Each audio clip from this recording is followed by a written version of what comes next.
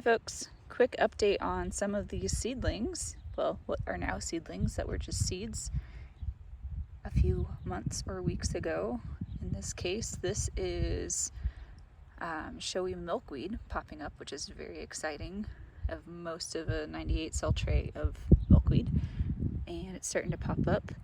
Some other exciting stuff going on over here. We've got a whole bunch of little common yarrow coming up, which is also pretty exciting.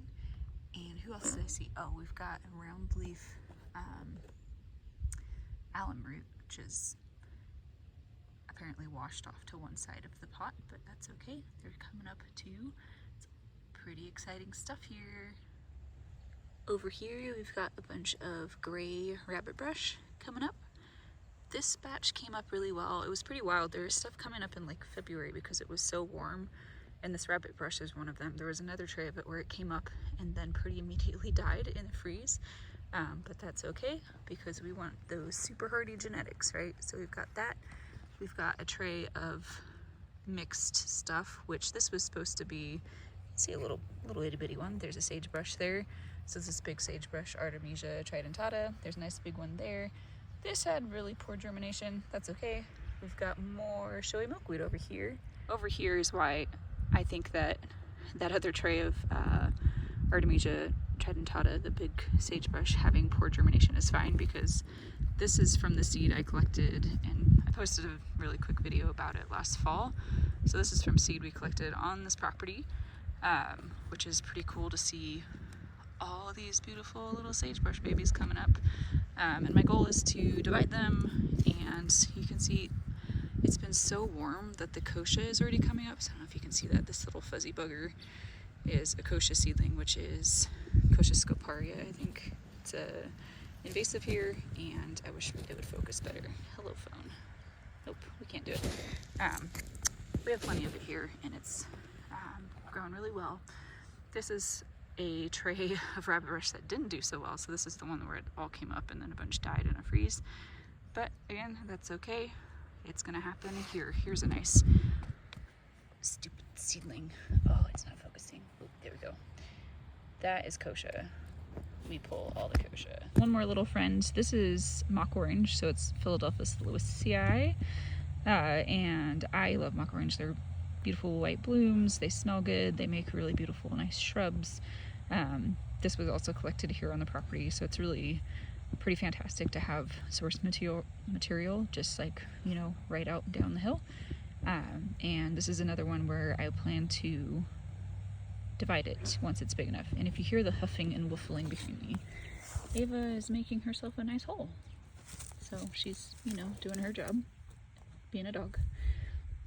But yeah, I'm very stoked. They're just so minute, and the seed for this is like dust basically. When you look at it, it's so tiny, and it's so incredible, and will always remain incredible to me that we get these massive beautiful plants from just this tiny little packet of genetic material that the plants make. So last year I didn't remember to collect golden currant berries, which is a bummer because there's many plants all across the property, all over the place. But the good news is the year before that I sowed just numerous ones, and what we're looking at now is overwintered tiny plants, and there are some of these little pots. This is only maybe 3.5, 4 inches size pot, and there are dozens of little seedlings in here. So I think one of my projects is going to be dividing these out and seeing how many I can actually get, because I sort of just smushed them all in pots last year to give them a little more root space and get on with my life. But hopefully this year I'll take a little more time, get them all divided out, and then hopefully they get to a decent enough size that I can sell a few this year. But we'll see how that all plays out.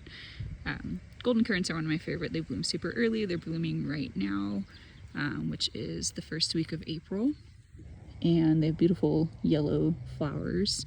And it's one that I hope to propagate a lot of.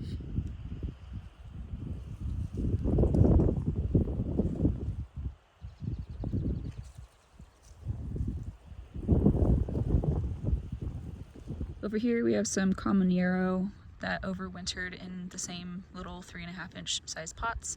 They are variable in size. You can see that one doesn't look as amazing, but you know underground it's just probably sending out all these, dang it, fingers in the frame.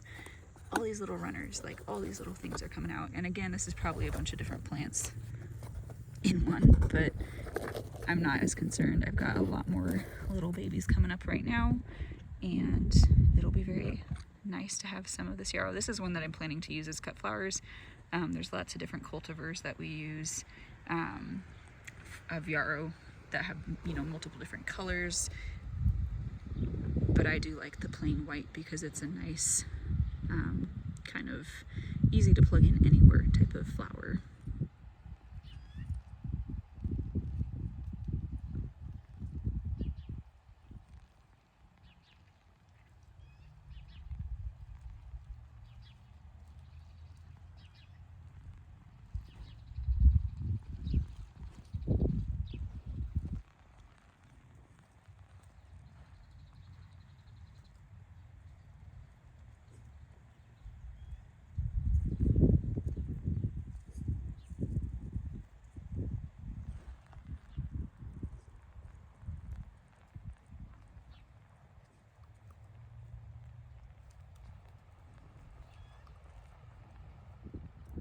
I always plant these random mixes I get for cheap at like Lowe's or whatever, and I always expect to just get straight yellow, and that's pretty much what the rest of the patch is.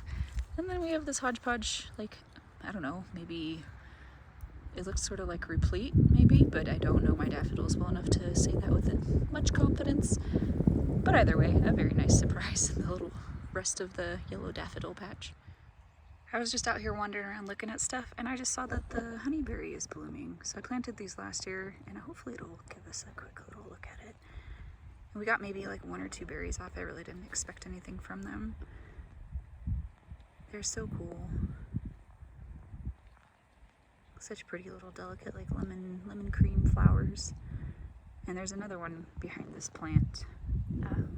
It's also blooming, so hopefully they'll cross-pollinate and set some berries, and we'll get to try a few more this year. They're just this lovely little delicate flower, and you can see, you know, I have average sized hands and they look pretty massive in this video, but they're just very sweet. Last year I planted about 40 peonies, and some of them were those cheap impulse buys at like a big box store. Look, there's tumble mustard stuck in my rose. That's super useful. Anyway, about 40 peonies. I was really pretty convinced that they weren't all going to come up, but they have, or I dug around and found the buds coming up, pushing up for some of the later ones, which is really fascinating and exciting. And I don't have really any experience growing peonies, so we'll see how it goes this year. These really big ones were potted ones that I bought, again, impulse buy.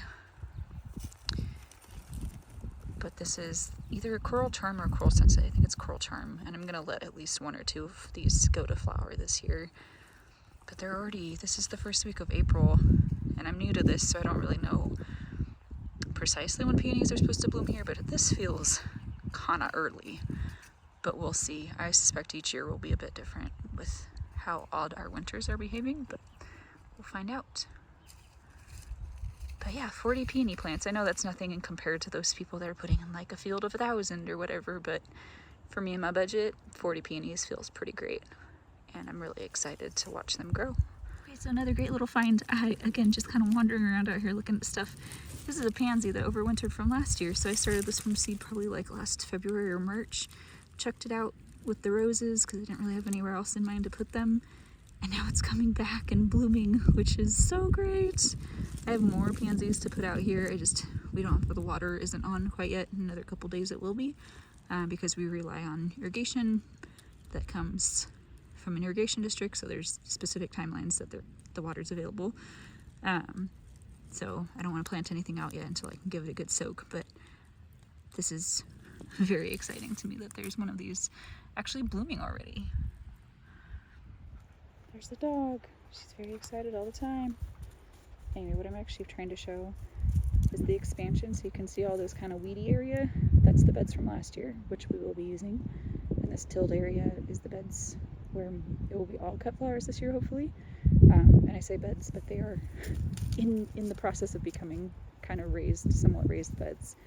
And my goal with the tilling is to break it up because it's been fallow for a long time and there's quite a lot of weeds, so no matter what we do, there's going to be a pretty significant weed seed bank. So I want to kind of get it shaped into something that I want to use, and then work on weed suppression and building the soil health and all that kind of stuff in the future. So we'll see how that all goes. I'm very excited, and this is like trying to be my before picture for this season. So here it is.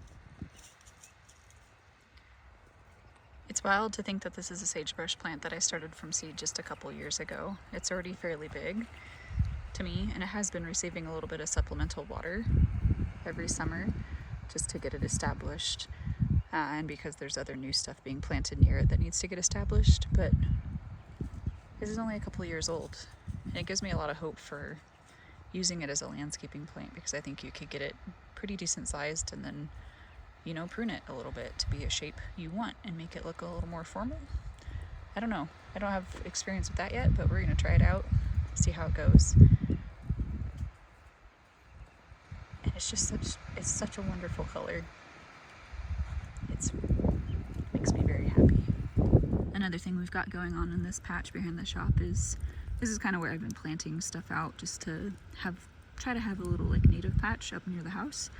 And I've been planting clammy. I don't remember the other name for it now, but this is Rocky Mountain bee plant, the beautiful pink species. And it's now gotten to the point where it's just kind of seeding itself around, which is great. There's plenty of weeds too, don't get me wrong. Like there's prickly lettuce and kochia and cheatgrass and all kinds of stuff. But there's also a balsam root that's like 2 or 3 years old now, maybe 3 years old. And there's more of the Rocky Mountain bee plant coming up. And I know it's this kind over here because this is where the pink plants were, and the yellow plants, which is just yellow bee plant, was in a different spot. There's also sunflowers coming up because I keep putting sunflowers out here, and now they're just sort of naturalizing, which isn't too bad for me. Lots of great birds come and hang out with them. And then of course we've got this guy, these beautiful things. That Oregon grape back there, I found it growing somewhere else and moved it. There's an antelope brush back there that I started from seed last year. It's a little crunchy real quick here. So this is a 1-year-old antelope brush, which I am very excited about. I love the color of their flowers. I'm really a sucker for that like lemon cream color, which is great for them, for me growing them, because that's kind of the color they are when they bloom. Oh, we've got a California poppy down here too. Not really native to this region, but it reminds me of where I grew up, which is Central California. And I don't think they're really going to do much without me kind of shepherding them. Here's a kochia tumbleweed that came to visit and I don't want, which is unfortunate because they just keep coming no matter what we do. But yeah, there's that antelope brush. There's also mock orange over here. There's a nice snowberry. This is a great example. Here's it's like gray ball sage, or the native sage, Salvia dorii. I don't quite know how to pronounce it. So this one I kept in a pot for a while. My husband brought a couple home for me because he knew I wanted them from a plant sale. So that one I kept in a pot for a while. And this beast I planted right away. So I'd recommend planting right away if you have the place to do it, because obviously this one over here, you know, like solidly 4 or 5 times bigger. It bloomed really well last year. And this one is just sort of clinging to life. So, yeah, if you can, plant it right away. It's my hot tip for the day. Another great one that we've got going on back here is blue flax. So perennial blue flax, Linum lewisii. So these will turn into those beautiful like periwinkle blue flowers here pretty quick. It also seems to be a bit early, but if it keeps receiving water, it kind of keeps pushing off blooms for quite a while. And you can see the spent seed pods from last year still hanging out. Maybe we can. I'll get better at this someday, I swear. So there's the spent seed pods from last year. And here's this year's flowers getting ready to go. Let's see if she's pulling the brush pile apart. That's counterproductive, dog. What are you doing? Eva? Oh, there were just 4 quail. She didn't even notice them. Eva, what do you think you have?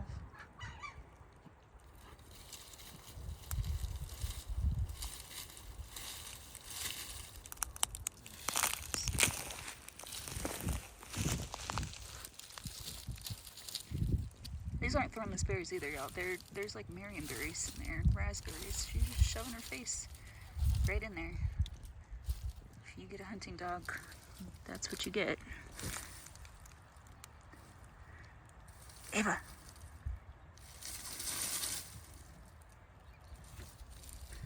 Yep, she's pretty occupied.